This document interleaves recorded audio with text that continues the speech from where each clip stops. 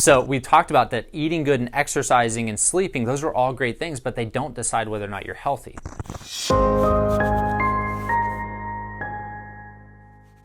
All right, guys, we're going to continue on with this mindset concept. And here's the one of my favorite things that we use in terms of, hey, what is health? How does your body actually work? And what do you need to do on a daily basis to make sure that you're building health, right? And one of the other videos on mindset, whether it's play dead or not, I'm not sure which order we're going to use these in.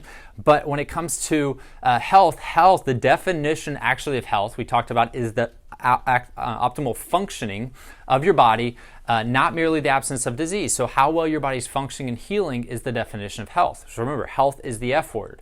So we talked about that eating good and exercising and sleeping, those are all great things, but they don't decide whether or not you're healthy.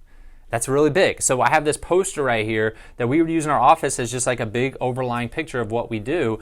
And it's diet, rest, exercise, alignment, and mindset. It's the dream concept. So when you're thinking, what do I do to be healthy? You eat good, you exercise, you rest, you have good alignment in your spine and nervous system and your body, and you have a really strong, healthy mindset and how your perceptions see life, things like that. And those things combined will really give you true health. But again, true health is that your body's functioning and healing at 100%, not doing those things. Does that make sense? So, but it's very important to know that these are the things you want to do. So as we go through, the reason we're using these 5 things for you to do every single day is because this is what it is, right? We got over here, and water is going to be in that diet part, but stay mindful and lower stress. Get more sleep, that's your rest. Cardiovascular strength training, exercising, eating healthy, getting chiropractic care, doing exercises that help your spinal alignment, okay? So I'm going to walk through each one of these really quickly because it's a short video on why they are so important and how they help you. Number 1, diet.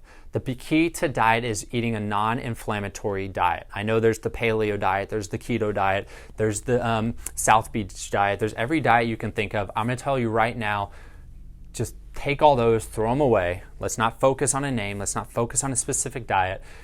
We want to eat non-inflammatory. We want to eat foods that are not going to inflame our bodies. Now there's a broad picture of, hey, these things are commonly non-inflammatory foods, but it's individualized. So if you're someone you've had food allergy testing, you know that there are certain foods that actually create inflammation in your body. So you're going to want to follow those food allergy list along with other foods that create inflammation, staying away from those. Things like canola oil, vegetable oil, those are inflammatory no matter who's eating them.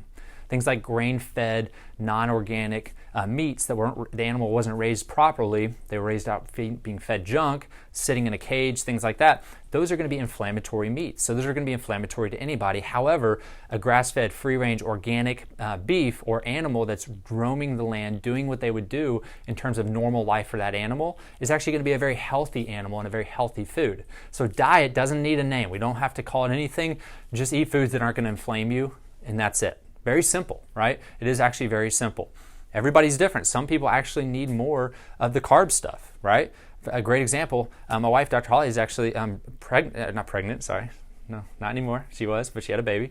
But she's actually breastfeeding, and so she needs more oats because they help her produce milk. When she doesn't eat enough carbs, she doesn't produce enough milk. So, I mean, that's just certain people during certain times of their life are going to eat differently, and that's okay. If I'm exercising, when I was exercising a ton during a workout twice a day for 75-day challenge I had to eat more carbs. I really just needed that extra energy for me. And when I didn't, I was drained. When I did, I felt better. So it's all based on you individually. So number 1 is diet. Exercise is the next one. Everybody should be exercising differently based on their body. But the key to exercise is not stressing yourself out. Let me just say that again. The key to exercise is not increasing stress too much.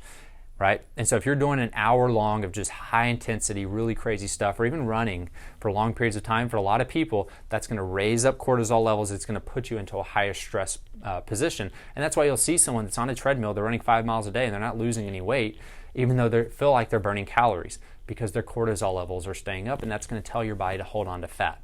So exercise needs to be individualized. Men versus women can be different. People in different states of their life is different depending on your adrenal function. If you've done the Dutch hormone test and you've seen that your adrenals are crashed and you're not producing cortisol, well, I don't want you to exercise at all. Take some walks, keep movement throughout your body, maybe do some light yoga and keep movement, but do not do any high intensity exercise because you're going to get worse by doing it. So exercise is essential, but again, it's different for everybody. what did I say? Oh, I missed rest. So I went straight from D to E. Got to go start to R. So rest is huge. 7 to 9 hours of sleep a night. There's studies that have shown for athletes. They actually took elite athletes, and what they did in this study is they changed for these elite athletes was their sleep time. They made them sleep an extra 2 hours. Okay, so instead of they were getting about 7 hours, they made them sleep at least 9 hours every single night. And every single one of these athletes had increase in their performance. Isn't that cool? They've done testing for hormones that they've shown growth hormone and testosterone in athletes has gone up. Really cool. And this was actually, it was done for women. Their growth hormone and testosterone went up, which in that case was a good thing because they needed it. Their body was doing what it needed to do. If you look at elite athletes, what do? They try to inject growth hormone and testosterone. All they need to do is sleep another 2 hours, right? So that extra sleep is huge. Going to bed between 9 and 10 o'clock actually gives you a really big extra boost of hormones. When you start going to bed after 10 o'clock, it messes up the circadian rhythm, and you're going to feel it the next day. And I think we can all agree that when we go to bed before 9 or before 10, we actually feel better the next day. So part of this 21 days, really work hard to get yourself in bed before 10 o'clock. It's actually something you get points for. Pretty cool, right? Okay, so that's rest. And the other part of rest is meditating throughout your day, taking naps throughout your day, doing mindful meditation where you do breathing exercises. One of my favorite, and just Google mindful meditation. At its simplest level, it's simply you breathing a certain way, listening to the air come in, kind of evaluating and being conscious of every aspect of your body, even what you feel in your fingertips and your toes, and just focusing on that for about 10-15 minutes. What they've shown is that concept of mindful meditation puts your body back into a sleep, digest, food mode, which is how you heal and recover, right? Very important. So that's a part of rest. Breathing exercises are actually a part of rest. We want to get back into the rest and digest food mode. So by doing 4, 7, 8 breathing, where you take 4 seconds, breathe in for 4 seconds using your diaphragm, pushing your abdomen out, hold it for 7 seconds, and you're going to breathe out like you're pushing through a straw, right? Like you're pushing through a straw for 7 seconds. Cool? 8 seconds, right? Like you're blowing out like that. And that actually will reset your body into a parasympathetic state as well. Simple stuff. Breathing exercises, meditating, going to bed early. Those are things that can literally take it to the next level. I would say that rest is one of the missing links in this world. We get stuck in a fight or flight mode, which is why our body starts to break down. The next one is alignment. For alignment, you get chiropractic care. You get adjusted. You get motion into your spine, which keeps range of motion into your spine. 90% of the stimulation to your brain comes from the movement of your spine. The other things you can do, because obviously you're not coming in and getting adjusted every single day, is alignment exercises. Doing your postural training, doing your wall angels where you're standing against the wall with everything out like this, right? Doing the Denny roll where you're laying on a neck roll that helps get a curve back in your neck. Looking at your ergonomics and not being on a computer like this all day long, but getting yourself into a good postural position. Not sleeping on your stomach, not sleeping with a ton of pillows with your head cocked down. Those are all part of the alignment system of your body. Moving throughout your day.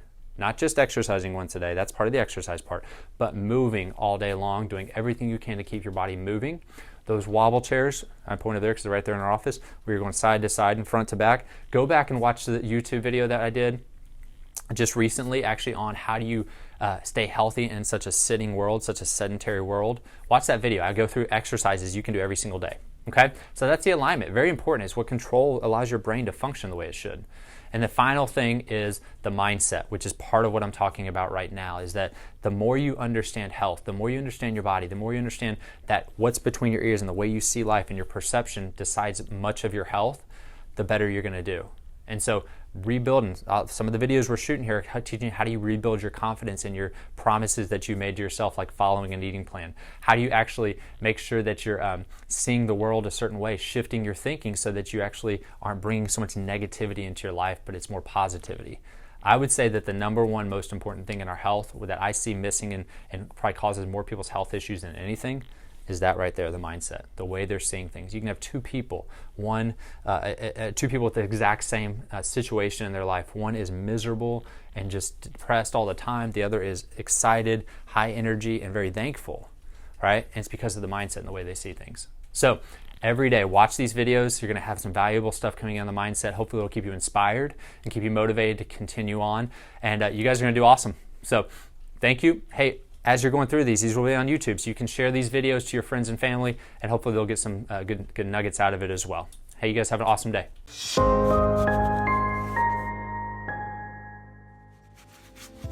Hey guys, thanks so much for watching this video. If you want to connect with us and learn more, we're constantly shooting information or shooting videos. We actually have a blog as well, and we have a website where you can learn so much more. If you want help with your health, you can actually connect with us, come into our clinic, or jump on a phone call with us and see if we can help you.